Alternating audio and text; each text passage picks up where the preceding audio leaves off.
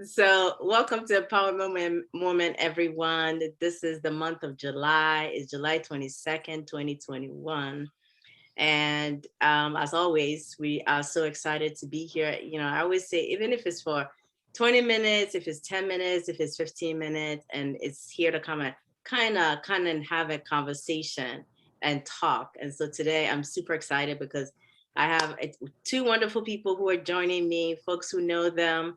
One of the people you already know them or know her already, but in a different capacity. And then I have a new person that I just want to introduce to all our My Goal family. So the first thing I want to say is that I love each one of you and I appreciate the God in you and how awesome you are. You are beautiful just the way you are. Don't let anybody tell you otherwise. Of course, I just come into my spirit to say that because sometimes, we're so hard on ourselves and we fail to appreciate how good we are. And so a friend of mine, Kendra, once said to me, she said, one of the best things you can ever do to yourself is go to the mirror and talk to that person looking back at you and point to that person and say, you are good enough the way you are. If you're not getting anybody to tell you that, look in the mirror and talk to that person that's talking back at you. And then, but the best part is make some funny faces while you're doing it too. And just say, you are good enough just the way you are. So that's one of the words I want to just share out to you. And then I want to give a shout out right now. We have a new program coordinator with My Goal. Her name is Andrea. Andrea, welcome, welcome, welcome to the family. Why don't you tell everybody about you a little bit? Yeah, it's really nice to be here with everyone. Dr. Genevieve has been so good to me. I'm learning so much. It's been so great. What made me want to be a part of My Goal is I've worked a lot with children and families, and I think families are just so beautiful. I think they're so caring. I love to see different family dynamics, and that changes based on who's in the family. And, I'm really looking forward to working with families of children with autism and other intellectual disabilities. I am also a grad student at Rutgers School of Social Work. My specialization is mental health. I'm starting in the fall and I'm really excited about that. And yeah, I'm just happy to be program coordinator and I'm happy to be here. Yeah, so I just think that part of the assignment that God has given me for My Goal is to cultivate and develop relationship with people along the journey. And since we started in 2008, I have been incredibly blessed to have so many people who have worked with us. And they come in us, and Trey, who I'm going to introduce in a minute, I've always said the autism journey is like going on a bus to an unknown destination. And along the journey, we have people who God brings alongside of us who cheers us on, who empowers us, who, remind us of how hard the journey is, but they're here as a support. And along the journey, God has brought me some incredibly smart people, and Andrea is just one of them, who comes in with her skill set and is able to say, let me help to support this families that God has entrusted to come together. And so, Jenny, who's our former program coordinator. She's still with My Goal. She serves on our grant committee. Had a great opportunity to go work in the school district in her town. She's super excited about being a third grade teacher. So of course we couldn't pull her away from the fact that God is expanding her territories and allowing her to go do something greater. So of course, once she left on to do that and still wants to volunteer and still work with My Goal, God brought us Andrea. And so you're going to see her face around. She's going to be doing some programming with us. And we're super excited that she's with us. But today I have a word for us. And before I get into the word, I just wanted to introduce a dear friend, Tray. So we're going to highlight Tray for a minute. Yeah. Welcome, welcome, welcome, Tray. Tray, I want her to introduce herself because I don't think I could do justice to Tray, and I just called her on the spot of the moment. So if you see her in the car, that's because she's trying to be good about saying, keeping it real with me and just keeping it going. So Tray, tell us, welcome and talk about what you're up to these days. Hi, everybody. My name is Tray Kearney. First, I am here because I am an autism mommy of a 12-year-old son, Jermaine. who is nonverbal on the spectrum and who is just making leaps and bounds right now. And I'm just so excited to be a part of the MyGo family. We've been in the MyGo family for a very long time, and they were the first people. Genevieve is one of the first people who actually gave me guidance in what autism actually was, and to just not panic. I am a certified life coach, certified relationship coach, author, speaker, healing agent. I help men and women heal through the devastation of infidelity. I help them to restore hope in their marriages, restore hope in relationships, and just to restore hope in love. Wow, that's a lot. That's a mouthful. That is quite a bit. Well, I'm glad you're here with us to kind of share a little bit of the conversation we're going to have. So, like Tray said, it's more than just the fact that she is what she calls an autism mom. And so tell me a little bit about how that title came about. When did you start using that, and what's that purpose of doing that? Awesome autism mom. Yeah. You know, along the journey, you learn that you have so much more power in you than you thought you did. Right. Because when we get that diagnosis, we actually feel weak, lost, you know, sometimes depressed, anxious. And as you go along the journey, like Genevieve said, and you get on that bus, you start to develop your superpowers, or you start to tap into your superpowers that God gave you, because He would never give us more than we could ever handle. And we learn along this journey that we are awesome autism super moms, because God chose us. This is not for the faint at heart. Trust me. This is not for the weak. This is not for the complainers. This is where you find God's grace, right? And this is where you find God's strength. And this is where you start to begin to tap into the good things, and you start to focus on the strengths of your child rather than the weakness, which is a superpower all in itself. Because we could complain all day, or we could pick on the things that our children don't do. But more than anything, we've learned to highlight what the things that our children can do, which keeps us going on this autism journey. Yeah. So tell me, how did you get to this place of being able to transition to this mindset that it's a journey? Talk to us a little bit about your journey up to this point with Jermaine, and how you got to this spot.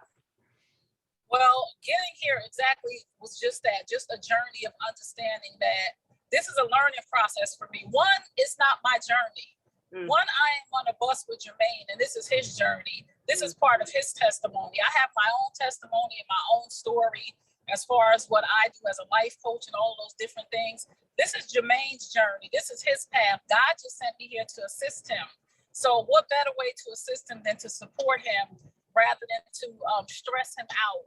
And it takes time. For the new autism mommies, this just didn't just happen for me today. This has been a process of learning that just because my son doesn't talk doesn't mean that he doesn't understand. For a long time, I babied him because I thought that because he didn't talk, because we equate talking to our children getting older and getting more mature, I babied him. I would carry him. And a friend of mine was like, why are you carrying him? Like, he knows how to walk up and down the stairs. And I was like, no, he might fall. And then he's like, no, when you're not here, he walks up and down the stairs. So I had to detach him being nonverbal to him not understanding. And I want people to understand that too. Just because a child on the spectrum doesn't talk doesn't mean that they don't understand. Just because a child on the spectrum doesn't know one thing doesn't mean they're not going to excel in something else. And that's how I'm beginning to transition to understand that this is Jermaine's journey and it's his pace. And as he makes his milestones, it's just not the same time that other children make milestones. Like they said, you know, he probably wouldn't feed himself. He started feeding himself at 4. He got fully potty trained at 9. But that was the time for him to make the milestone. And I have accepted that this is his journey and it's in his timing, and that's okay with me. So I'm so glad you said that it is his journey. That really struck a chord, because many a times we make it about us as the parents, you know, how I'm feeling, how I am doing. And at the end of the day, he's the person that's going through this whole thing. Yes. Can I tell a little story, Genevieve? Something that you taught me.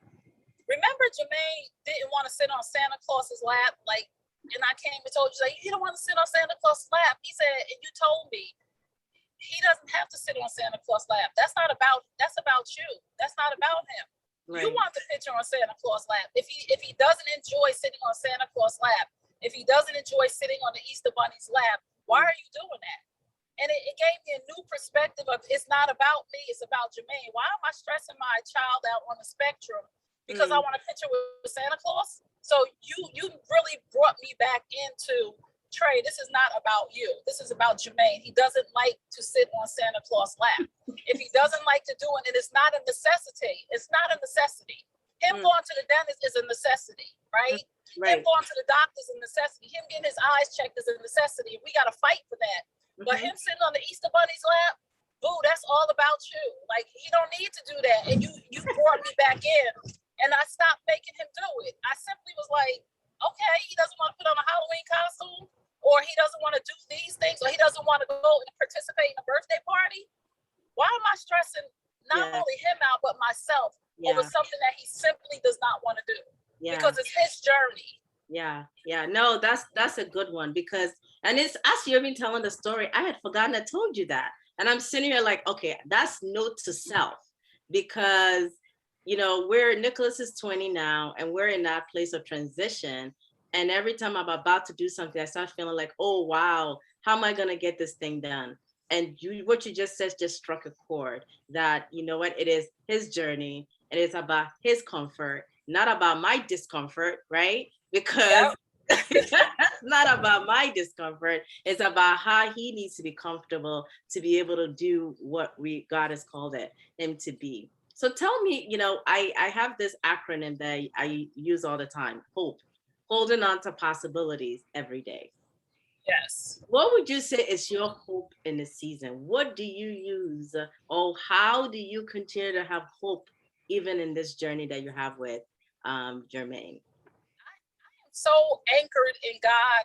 Like, I'm so anchored. Like, it's about my hope is my trust in God, right? I trust his process. And Jermaine, I have stopped. Society makes us compare, right? And we compare our children to everybody. This child is doing this, child is doing that. I hope for the best for Jermaine, right? I hope for what's best for him, not for what I want for him, not for what society says a child his age is supposed to be doing. So I'm hopeful, and a lot of other parents give me hope along this journey. And I want other parents to share their stories. I want them to share their autism mommy moments. I want them to share when their child excels in something. Because we are the hope for another parent, Genevieve. You are the hope for me. Nadine is the hope for me. Nicholas is the hope for me, right? Because I've watched Nicholas' journey. I've watched him grow. I've watched him excel. Maybe not in areas where other people think he should have. I've watched Nason grow. You guys are my hope. When another parent comes and said, my child said mama, right? Or my child waved his hand, or my child refused to eat something because he just simply didn't like it. Those are the moments that give me hope. Those are the hope float moments for me. When I see your child doing it, when you tell me something that it's just not necessary, I'm hopeful, and I know that God has a plan for me. God has a plan for Jermaine. And not only does he have a plan, he has a good and perfect plan for my life. He came that we would have life and life to the full. He came that we would have an abundant life, right? He heals the brokenhearted and binds up their wounds. We are healed by his stripes, right? So I'm hopeful because my baby is who he is supposed to be. And I look at him that way. And you know, sometimes I have to I have to say normal kids. Jermaine is a normal kid, but when I'm explaining things to people, sometimes we're atypical normal. Jermaine is a normal child. I'm looking at him and I'm like, he does the same things to work my nerves that my other two boys did, right? He does the same things. So really, the one thing that I just hope for is that Jermaine will get everything out of life that is meant for him, right? And my hope comes from seeing other children excel, and not just children on the spectrum. Every child has a gift. Every child has a purpose, and that's where my hope lies. Wow, thank you for saying that, because just before we started streaming live to everybody, I was saying how I sometimes have this imposter syndrome of not wanting to put my story out there or not wanting to share, you know. So even anytime I'm getting ready to do this empowerment moment, I literally have to be like, okay, God, give me strength, give me the word, tell me what to say. Of course, when I get on here, I start talking as if like it's coming natural and people think it's so easy, but it's not. But it is in these times that you know that sharing our stories is also inspiring somebody else who is facing a challenge. They may have had a bad day, they log on, and here it is, we're talking about it, and that lifts them up. And Yes. and so knowing that Nicholas's journey is an inspiration to somebody else, now it's an affirmation that, okay, yes, this is what I'm supposed to do with my life. Yep. This is why I got to get on social media. This is why I got. I'm like, can I just put the covers over my head and stay there? No, God can't do it. I'm inspired by seeing the smiley faces that are on here, and so, I was telling everybody, I was like, I'm sure Tray doesn't have this kind of feeling of trying to go on social media. She's natural. She just gets in there and gets on there. And she's like, oh no, that's not what happens. Tell me what is the inspiration for doing what you do? I know you just talked about your faith in the Lord, but what else also gives you that motivation to get out there and share? Just knowing that I was in a space at one point where I needed inspiration, where I needed motivation, where I needed somebody to share their story, right? Where I needed to know that I wasn't the only one. Like, you're not the only one. So I like to share, and I'm inspired to inspire someone else to know that you are not alone. You're okay. It's gonna be okay. You're okay, right? Because yesterday, Jermaine, we had to cut Jermaine's hair. His father comes to the house to help me cut his hair. I go to his house because it's such a task. When I tell you we bought these Velcro straps to strap him to the chair. Oh, it's a fight. I mean, we're sweating, but it's part of the journey, and we have to do it because a haircut for him is a necessity because his scalp gets bad and all this other stuff. But I know that for me to videotape, I videotaped it. And to share it with another parent to say, your child is not the only child that acts out when it's time to get a haircut. Because I'm like, I can't be the only one going through this. And then I talk to other parents, and when I share the experience with them, they're like, I thought it was only me. So I'm inspired to share my story, to let another mother, to let another father, to let another family know that you are not alone. We are on this journey together. Even if you don't know my name, if you don't know my face, I understand. I get it. So just understand that there are a community of people out here who understand what you're going through. We get it. And when you have an opportunity to share with another parent, if I inspire you, please share with somebody else and inspire them. Because we have to do this for each other. Because if a person doesn't have a child on the spectrum, Genevieve, they really just don't know. Right. But to be in the presence of another parent who has experienced autism, whether it be on a low end of the spectrum or the high end of the spectrum, you understand the struggle, and we need each other. So we have to be out here inspiring, motivating, speaking, and sharing these moments. Yeah, no, for sure. Thank you for saying that, because it is, due to your point, that something simple as a haircut requires planning, requires thinking about what we're about to do to this person who's saying this buzz. My husband has had to buy so many different type of, clippers and all kind of stuff. And it was just a journey to get there. And, these are little small things to the average person. Oh, why can't you just go to the barber shop and get a haircut? Don't we wish?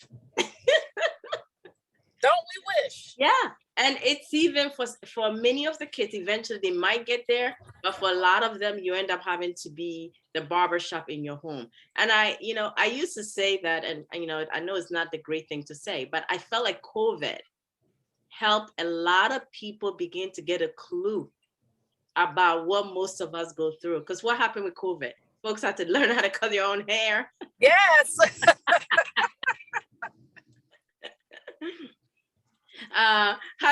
Right? I love it. I love it. Right? Because all of a sudden, that whole feeling of isolation, I can't go out. I had to say to people, okay, this is how most of us have been feeling for a while now.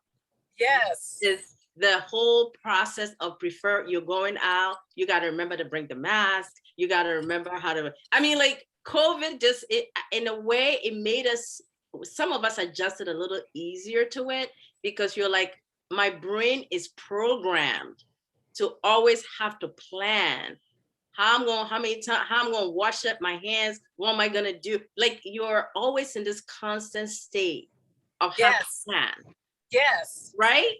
Yeah. I mean, how did you adjust to COVID? Let's turn in that conversation and then using that as an example of that.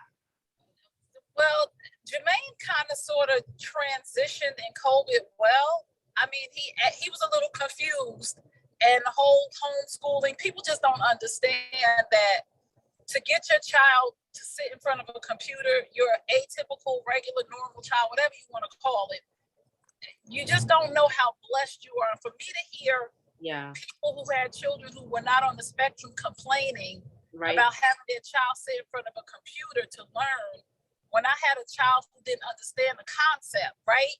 First, you want him to sit in front of a computer, right? One, you want me to get him to sit in front of a computer. Two, you want me to teach him how to put coins inside. So I'm teaching him, sit in front of the computer, put a coin in a cup. He doesn't know what it is. First of all, I'm trying to get him to sit in front of the computer. Now you want me, I'm teaching him in a cup, on a coin, sit in front of the computer. So I'm teaching him 3 or 4 commands when I'm trying to teach him in or out or push without being physically in the presence of a teacher, of a special needs teacher. Then we have physical therapy. You want me to get a ball, the physical therapy ball, to sit him on a ball to make him do physical therapy on a screen and watch you. Right? You can't even get him to do physical therapy in school. But you want me to get him to come in front of the computer and point at the color red. So it was stressful, but it did teach him a little more discipline. After a while, he did learn. So it was good. And another thing about that too, Genevieve, too, and I'm gonna call the parents out on this, and I'm gonna call myself out on this. A lot of stuff I didn't know about Jermaine because I haven't been spending ample amount of time with him because he's always in school.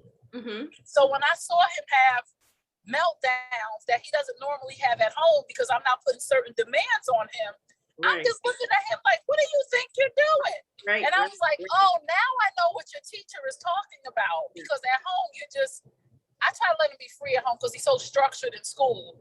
But it taught me that you can't let him be free at home and expect him to be structured in school. So I had to change some things because there were things that I did not even know about Jermaine because he spent so much time with the teachers. So I'm like, okay, look at you. Take a look at yourself in the mirror. You need to adjust some things at home.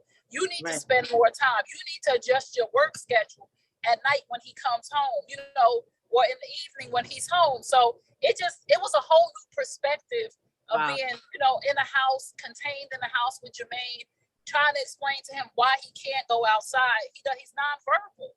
So I don't know how much he's taking in, how much he understands, what he's comprehending. Right. It wasn't a bad transition for me. It was a learning experience for me because I have to always be present in my son's life. I am his greatest advocate. I am his best teacher. So I had to be like, okay, you needed to learn how to sit him in front of the computer. You needed to learn how to use his talker. You needed to see what they do in physical therapy. You needed to see what they do in speech therapy because I had no idea. Wow. I'm listening to you talking. I'm like, this is the Tray that I met 9 years ago, just got the diagnosis, ready to have a meltdown. And here it is, like talking about, and I'm just so proud of how far you've come in terms of just being such a huge advocate for your son and the blessing that you are to so many lives, because we're taking it day by day, and you talk about it, and you're so transparent in sharing the challenges and the hurts and the disappointment, and the fears, and knowing that God is also sustaining you. I'm just tip my hat out to you. And, of course, you talked about friend Nadine, same thing. I mean, that's another powerhouse right there. Yes. Going through the journey. And I just keep saying to God, okay, I'm like, Lord, is there a reason why you are allowing me to go through every stage of these individuals, their challenges? I'm saying again, assuming it is me, but just making the point that we're doing so much out there for others, and you're seeing sometimes the progress. Sometimes it could be a little overwhelming to say, well, I want to see that rate of progress also. But one thing that I've come to appreciate is that with each challenge, I learned something great about the process, which is Yes. to appreciate the little small things. Yes. So tell, can you just give advice to the parents or those who are listening who may be feeling like, wow, how come I can't catch a break? What can you give? What word of encouragement can you give them? A word to empower them to just keep going? Be encouraged, one. And number two, remember yourself. Remember, before you were an autism mom or dad, you were a person. You deserve care. You deserve help. You deserve to be kind to yourself. This is something that we did not ask for. Look at it as we were gifted with it, right? Don't look at it as a negative. And please don't listen to what everybody says. Please don't listen. I mean, when your doctor tells you to do things, but when somebody tells you your child is never going to speak or your child is never going to do this, don't believe that. The work that you put in, you will see it in your child. The work the belief that you have, whatever you believe is going to, but you really have to believe, and you have to be okay with your child progressing at their own rate. There's no race, and society has made us all our lives, even with our atypical children, it was always a competition. Oh, my child knows that whole alphabet at 2, or my child is reading the newspaper at 5, or my child knows how to do science experiments. Okay, this is not a competition. This is a collaboration. All of our children are great. Each and every one of our children, atypical, normal, autistic, whatever mental illness a child may have or a struggle they may have, each one of our kids is gifted and talented in their own space. And you just have to focus in and hone on those things that you see your child excelling at, and support them on that. Your architect, right? Flipping on their head. Yeah, you're gonna be a gymnast. If they're in the kitchen and they're stirring the soup, yeah, you're gonna be a cook. Focus in, hone in, and focusing on the good things that your child is doing. And when those times come, those rough patches, believe it's only a moment. It's gonna get better. And always, always, always, to every parent out there, please ask for help. Find a support group. Just find a support group. All you have to do is really go online and Google support groups in your area. The best thing I ever did was find my goal.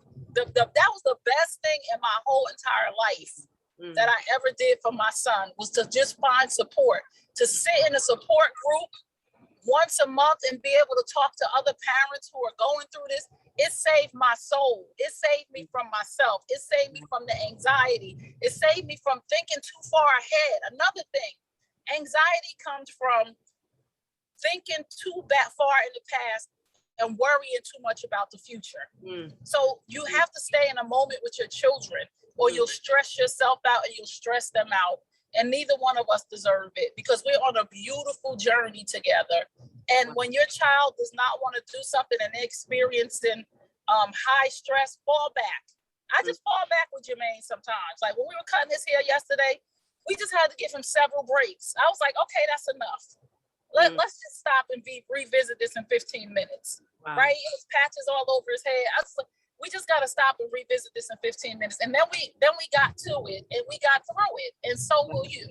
Just believe that there's light at the end of the tunnel, and you will go through it, but you will get through it, and you will grow through it, and you'll be able to teach somebody else. Wow. These are like pearls of wisdom you just dropped like out of your mouth. These questions were not prepared. This was just a conversation that we were having. And I just, just the spirit in which you were just speaking, I just want to say thank you so much. I want to thank all of you guys who have logged on. Patricia and Ronke, thank you for logging in tonight. For those of you who are watching us on Facebook, who will watch us on replay later, thank you. I just want to just give you this a word of encouragement. She said a lot of great stuff and reminded us that our foundation and our faith and what we're anchored to is one key thing that will allow us to keep going. And my faith is in Christ. And so therefore, anytime I come about and I'm sharing, I'm like, the reason why I can do all the things that I'm doing is it is through Christ who gives me strength. Without that, I would be falling apart. Trey will be falling apart. A number of us will be falling apart. And so we always have to go back to what's the source that will keep you going. You got to have something to place your faith in that doesn't move, that doesn't shake, that doesn't shift. It is consistent. And so I always like to leave a word for us with that. And this morning I was thinking about the book of Psalms, Psalm chapter 23. And it's a common Psalms that many of us know.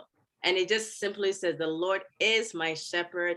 I have all that I need. He lets me rest in green meadows, and he leads me beside peaceful streams.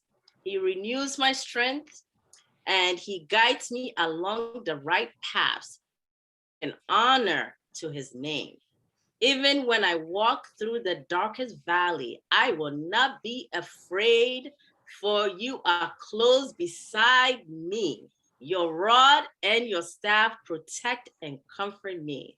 You prepare a feast for me in the presence of my enemies. And you honor me by anointing my head with oil. My cup overflows with blessings. Surely your goodness and unfailing love will pursue me all the days of my life, and I will live in the house of the Lord forever. So remember, God is your shepherd, God is your protector, God is your strength, God is your encourager. He will lead you beside streams of peaceful waters. You are not going to succumb to the struggles and the challenges because you have an anchor, and he is there for you. And she also talked about the importance of being connected to a community. Community means that joining people like my goal, like Nissan's place, where people who care and genuinely love you will inspire you and will remind you that you're not alone. So if you're hearing me tonight, Trey and I came on here tonight. Ron Care is on here tonight. Pat is on here tonight. Andrea is on here tonight to say we love you. We care about you. Reach out to us. Don't suffer in silence. If you're struggling, please, please, please reach out to us. We're here for you. You can email us info@mygoalinc.org, info@mygoalinc.org, and we'll be able to reach out to you and support you so you're not alone. I want to thank you, Trey, for such a blessing that you are. We're going to do this again soon. I'll try to bring a panel together so we can just talk about hard stuff, because one of the things I wanted us to talk about, but time went fast, is talk about the transition, that hard spot. So we're going to do that again, because I have some ideas and some thoughts that we can share with all of us. So if you have a child that is transitioning to 5th grade, for example, from elementary school to middle school, from middle school to high school, from high school to post-grad, we want to have a conversation about what are the transitional points and how do we make it through. And I know that there's some warrior parents out there who want to join us in that conversation. So join us next month for Empowerment Moment, and we'll bring you a word to encourage you for the season. So I just want to thank all of you for joining us, and thank you, Trey. I love you. My love to you for joining us tonight. You're a blessing. Have a good night, everyone. Bye now.